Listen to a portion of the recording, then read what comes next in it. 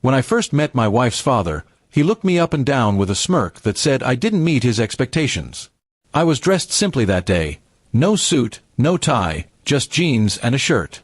My wife, Emily, had invited me to her parents' house for dinner, and I wanted to make a good impression. But the moment her father, Mr. Green, learned that I worked in law, his expression changed from curious to dismissive. "So," he said as he sliced his steak, "you're a lawyer? Or just one of those office assistants who bring coffee?" The comment stung, but I kept my composure and smiled politely. "I handle management," I replied. "Ah," he chuckled, "so not even a lawyer. Maybe someday you'll get a real job."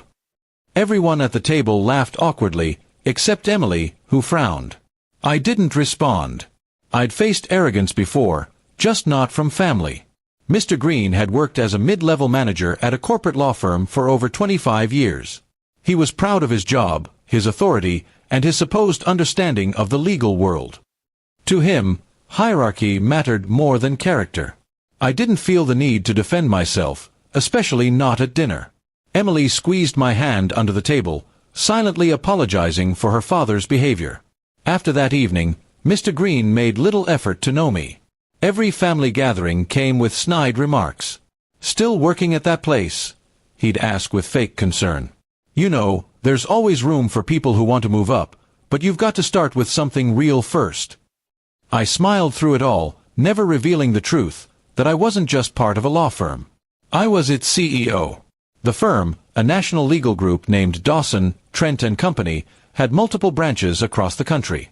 Mr. Green worked at one of the smaller offices, reporting to a regional director, who then reported to a senior partner. I was above them all. But I preferred to stay humble and never brag about titles. My success didn't need to be shouted across dinner tables. Emily once told me, "You're too patient with him." I laughed it off. "Let him think what he wants," I said. "Truth reveals itself in time." She smiled and let it go. I didn't expect that time to come so soon. Months later, the firm decided to hold a nationwide leadership meeting in our city. All department heads and managers were invited. Mr. Green, being one of them, received an invitation from headquarters. He didn't know I was the one who signed it. Emily knew but kept it quiet, almost excited to see how things would unfold. The meeting day arrived at the downtown headquarters. Mr. Green came dressed sharply in his best suit, ready to impress the top executives. He spotted me in the hallway, talking with some partners, and raised an eyebrow. "Oh, you're here too," he said, almost surprised. "Delivering files or helping with the setup?" I smiled. "Something like that," I replied. When the meeting began, he took a seat among the managers, not noticing my nameplate on the stage. When the regional director announced, "Now, please welcome our CEO, Mr. Daniel Carter," I walked up to the podium. The entire room applauded, except one stunned man in the middle row who suddenly looked pale. Mr. Green's eyes widened as he realized what he was seeing. The guy who needed a real job was now addressing hundreds of employees, including his own supervisors. I glanced toward him for a brief moment and continued my speech as if nothing had happened. I spoke about leadership, respect, and the value of humility in a professional world. Each word seemed to weigh heavier on him. After the meeting, as people came up to shake my hand, I noticed him standing awkwardly near the back, avoiding eye contact. Eventually, he approached me, his voice shaky. "Daniel, I didn't know." I smiled gently. "That's all right, Mr. Green. You couldn't have." He looked embarrassed, his confidence gone. "You must think I'm a fool," he murmured. "Not at all," I said.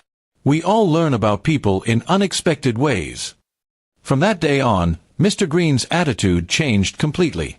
He treated me with respect, almost too much of it. He even told Emily how proud he was to have me in the family. But I didn't hold any grudge. I never wanted revenge, only understanding. One evening, he came to me privately and said, "You taught me something important, Daniel. Titles don't define worth. I judged you without knowing who you were." I appreciated his honesty and replied, "It's never too late to see people for who they truly are." Since then, family dinners became peaceful, full of genuine conversation and laughter. Mr. Green even introduced me to his colleagues as the best man I've ever underestimated. I could have reminded him of his old words, get a real job, but I didn't. Life had already given him the best lesson there was. Never judge a man until you know his story.